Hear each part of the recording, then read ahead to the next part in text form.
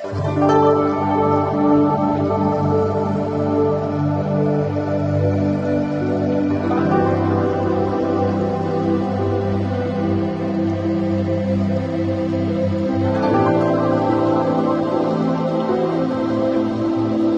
ये भी जताना चाहते हैं, अभी पूरे जनमानस को ये इच्छा नहीं कि सच जाने क्या है। जैसे योग आदि के नाम पर तरह तरह की चीजें कराई जाती हैं, सिर नीचे पैर ऊपर शीर्षासन कहते दिमाग की शक्ति बढ़ती है। ये किसने बताया, कहाँ से लिया गया है? पता चला महर्षि पतंजलि से, तो कहीं नहीं लिखे हैं। महर्षि पतंजलि किताब पढ़िए, किसी सूत्र में नहीं है कि पैर फैलाइए, पैर फैला करके पकड़िए और माथे को यहाँ लगाइए, या लेट करके पैर ऊपर कर लीजिए, पैर पीछे कर लीजिए, कहीं नहीं लिखा है।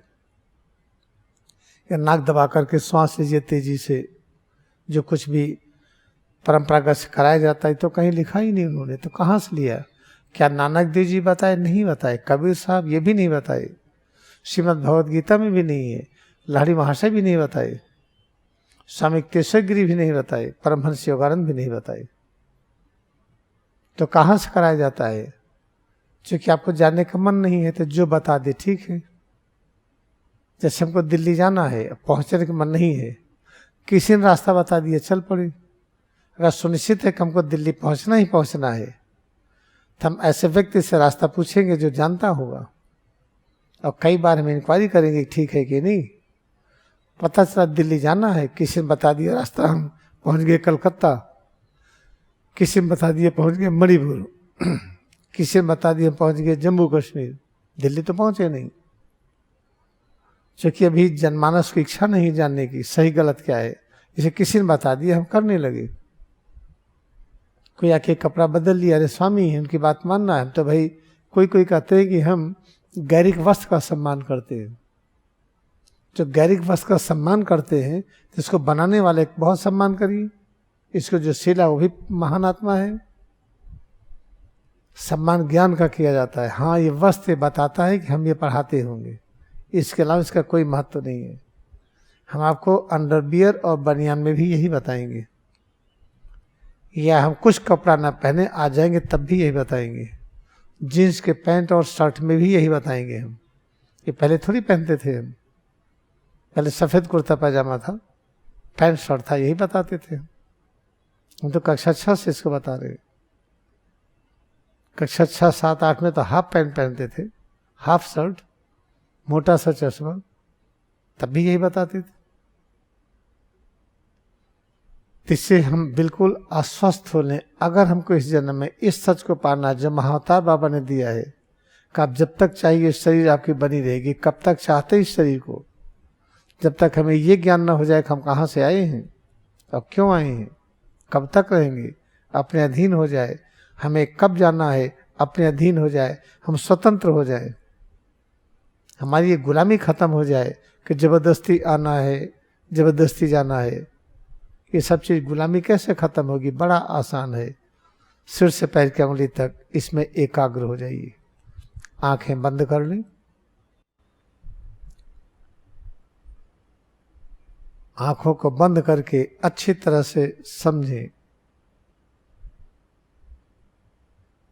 सिर से पैर की उंगली तक जो स्वरूप में एकाग्र होकर के सभी प्रकार की अनुभूतियों को इतना प्रेम करें कि यही सब कुछ है, इसके अलावा कुछ भी नहीं है।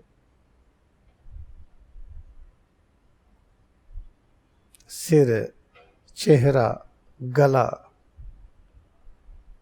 दोनों हाथ, पीठ, सीना, पेट, कमर से पैर की अंगुली तक, दोनों पैर, सब में एकाग्रता बढ़ाएं, अनुभव करें।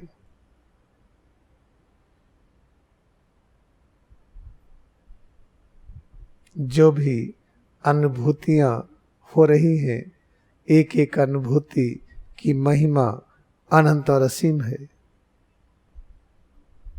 अगर हम इन अनुभूतियों को कड़ापन, ढीलापन कह करके इतना ही मान लेते हैं, ये हुआ आलस्य।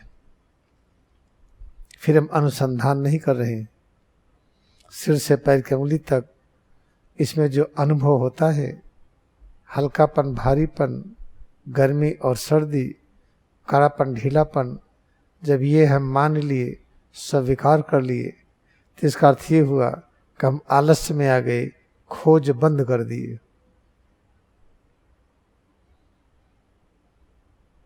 कड़ापन, ढीलापन, हल्कापन, भारीपन, हम जो भी अनुभव करते हैं, इसकी महिमा अनंत और असीम है। इसमें एकाग्रता बढ़ाते जाए।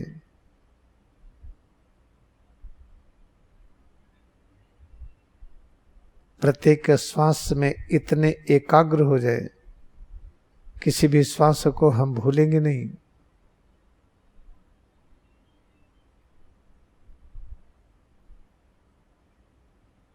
श्वास अनुभव करते हुए हम सिर से पैर की अंगुली तक सब में एकाग्रता बढ़ाते जाएं। सिर, चेहरा, गला, दोनों हाथ, पीठ, सीना, पेट, कमर से पैर की अंगुली तक दोनों पैर,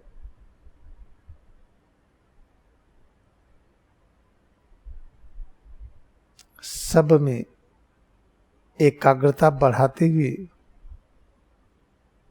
जो भी अनुभव कर रहे हैं, जब तक इस अनुभूति को हम इतना प्रेम न करें कि यही अनुभूति सब कुछ है, इसमें और एकाग्र होना है। जो अनुभूतियां हो रही है, यही परम धन है, यही परम शांति, यही परम आनंद, यही अमर तत्व।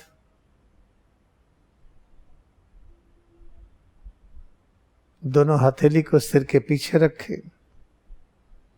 सिर से पैर की अंगुली तक हम जो भी अनुभव कर रहे हैं, इस अनुभूति की महिमा अनंत है, असीम है।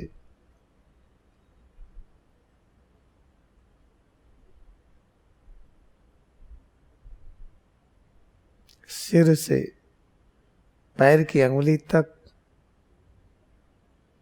जो भी अनुभव हो रहा है, इसकी महिमा अनंत, असीम, अनंत और असीम है। इसका अभिप्राय क्या है? यही अनुभूति संपूर्ण ज्ञान तत्व की उपस्थिति है। इतना ही नहीं, सर्वशक्तिमान तत्व भी यही है, परम शांति तत्व भी यही है, परम आनंद तत्व भी यही है, अमरता की अनुभूति यही है।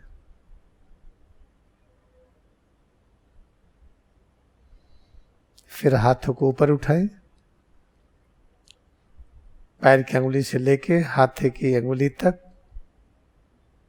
सब में एकाग्रता बढ़ाते जाएं।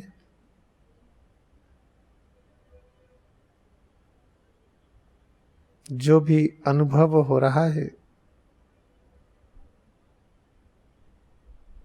ये सब कुछ है। अब हाथ ढीला करें, रिलैक्स आर्म्स। स्वरूप में एकाग्रता हर समय बढ़ाने का प्रयत्न करें। जब हम लेटे हों, लेट कर बैठ रहे हो, इस स्थिति में जितने तरह के परिवर्तन होते हैं, सब में एकाग्रता बढ़ाते जाएं। बैठ करके जब हम खड़े हो रहे हैं, बैठने की स्थिति से खड़े होने के बीच अनगिनत परिवर्तन होते हैं, सब में एकाग्रता बढ़ाते जाए। खड़े होने के बाद जब हम क्रियाशील होते हैं, चलते फिरते हैं, अनेक प्रकार के कर्म में लगते हैं, एक एक कर्म के संपादन में सिर से पैर की अंगुली तक जो अनुभव होता है, इन अनुभूतियों में और एकाग्रता बढ़ाते जाए और स्वीकार करें कि सब कुछ यही है।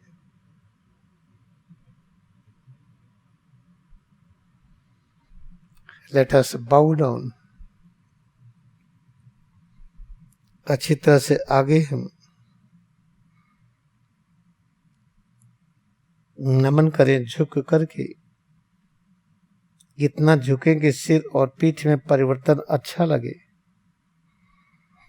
झुकने पर जितने तरह के परिवर्तन हो रहे हैं, इन परिवर्तनों की महिमा अनंत और असीम है।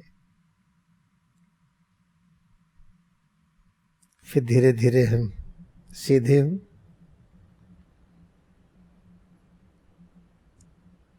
आंखें खोलें, ओपन आईज। कहा गया है कि क्रिया योग रॉयल पाथ है, और रॉयल पाथ का अर्थ है कि ये एकदम सरलतम है। इससे सरल कुछ नहीं होता। इससे सरल क्या हुआ जो अभ्यास कर रहे हैं।